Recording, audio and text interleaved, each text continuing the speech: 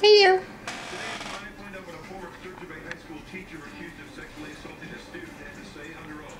Plus, we're learning more about a multi-billion-dollar Navy contract and the impact it could have on Maryland Marines and the community.